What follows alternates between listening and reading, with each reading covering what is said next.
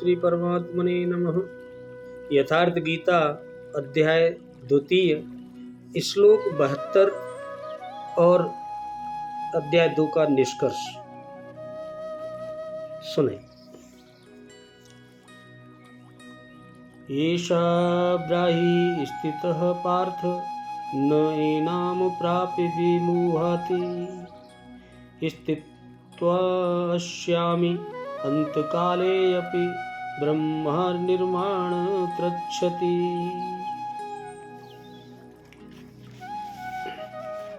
भगवान बोले, हे अर्जुन, यह ब्रह्म को प्राप्त पुरुष की स्थिति है।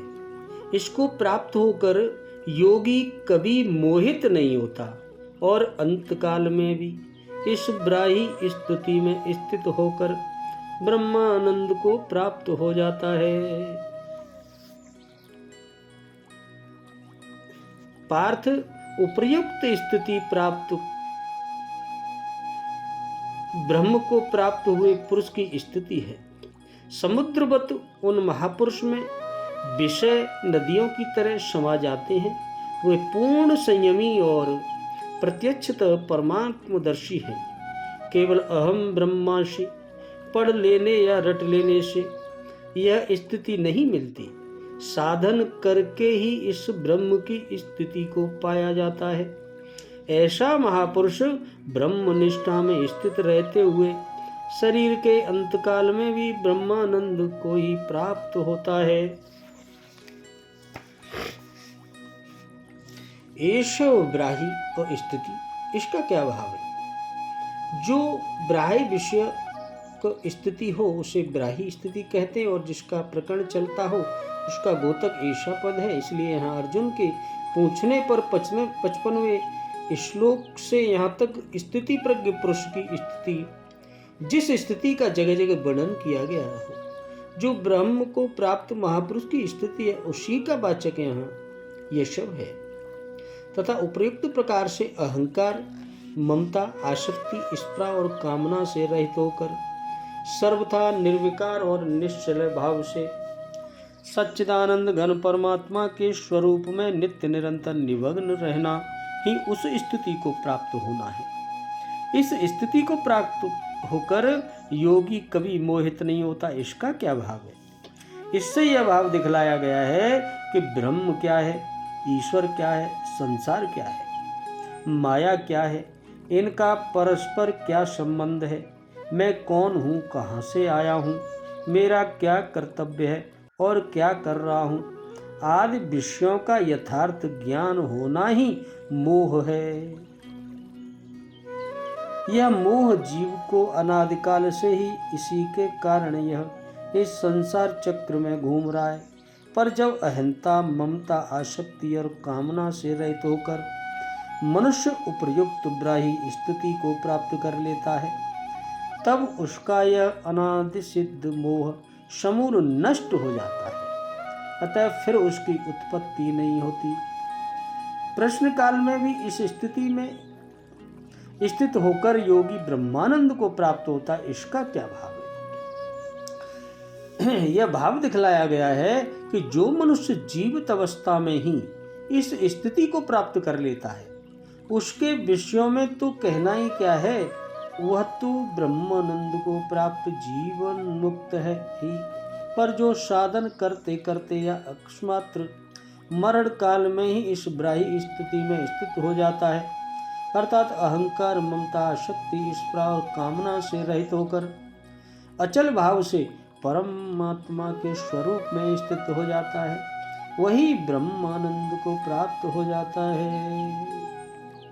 जो साधक कर्म योग में श्रद्धा रखने वाला है और उसका मन यदि किसी कारणवश मृत्यु काल में समभाव में स्थित नहीं रहा तो उसकी क्या गति होगी? मृत्यु काल में रहने वाला संभाव तो साधक का उद्धार तत्काल ही कर देता है, परंतु मृत्यु काल में यदि समता से मन विचलित हो जाए तो भी उसका अभ्यास व्यर्थ नहीं जाता। वह योग भ्रष्ट की गति को प्राप्त होता है और संभाव के संस्कार उसे बलात् अपनी ओर आकर्षित कर लेते हैं और फिर वह परमात्मा को प्राप्त हो जाता है। यहाँ द्वितीय अध्याय संपूर्ण हुआ 72वें श्लोक के साथ। अब इसका निष्कर्ष क्या है, आप निष्कर्ष सुनिए। प्राय कुछ लोग कहते हैं कि दूसरे अध्याय में गीता पूर्ण हो गई, किंतु यह केवल कर्म का नाम मात्र लेने से कर्म पूरा हो जाता हो, तब तो गीता समापन माना जा सकता है। इस अध्याय में योगेश्वर श्री कृष्ण ने यही बताया कि अर्जुन, निष्काम कर्मयोग के विषय में सुन, जिसे जानकर तू संसार बंधन से छूट जाएगा। कर्म करने में तेरा अधिकार है, फल में कभी नहीं है तेरा अधिकार। कर्म करने में तेरी अश्रद्धा भी न हो, निरंतर करने के लिए तत्पर हो जा। इसके परिणाम में तू परम दृष्टवा यानी परम पुरुष का दर्शन कर स्थिति प्रज्ञ बनेगा, परम शांति पाएगा। किंतु यह नहीं पाया कि कर्म है क्या। यह सांख्य योग नामक अध्याय नहीं है, यह नाम शास्त्रकार का नहीं अपितु टीकाकारों की देन है। वे अपनी बुद्धि के अनुसार ही ग्रहण करते हैं, तो आश्चर्य क्या है। इस अध्याय में कर्म की गरिमा, उसे करने में बरती जाने वाली सावधानी और स्थिति प्रज्ञ के लक्षण बतलाकर श्री कृष्ण ने अर्जुन के मन में कर्म के प्रति उत्कंठा जागृत की। उसे कुछ प्रश्न दिए। आत्मा शाश्वत है, सनातन है, उसे जानकर तत्वदर्शी बनो। उसकी प्राप्ति के दो साधन, ज्ञान योग और निष्काम कर्म योग।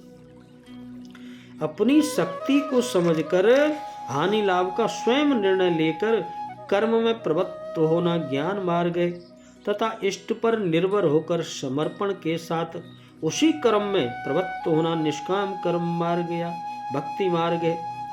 गोस्वामी तुलसीदास जी ने दोनों का चित्रण इस प्रकार किया है। रामायण में श्री रामचरितमानस में क्या कहा है। मोरे प्रौढ़ तनय सम ज्ञानी, बालक सुत समदास यमानी। जनहि मोर बल निज बल ताही, दुह कह काम क्रोध रिपुआई। मेरे दो प्रकार के भजने वाले हैं जो भजते हैं, एक ज्ञान मार्गी, दूसरा भक्ति मार्गी।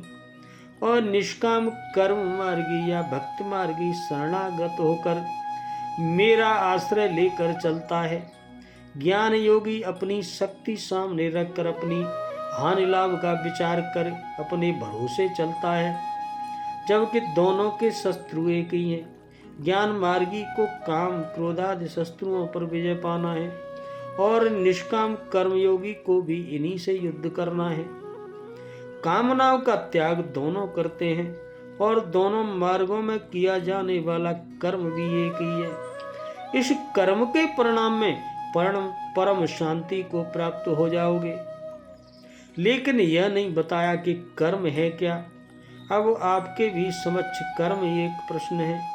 अर्जुन के मन में भी कर्म के प्रति जिज्ञासा हुई कि आखिर वो क्या कर्म है जो हमें करना चाहिए, जिसके लिए हमारा जन्म होता है, मनुष्य जीवन मिलता है। तीसरे अध्याय के आरंभ में ही उनके कर्म विषयक प्रश्न प्रस्तुत किए जाता है। इस प्रकार द्वितीय अध्याय संपूर्ण हुआ। बोलो राधे राधे, जय श्री कृष्ण।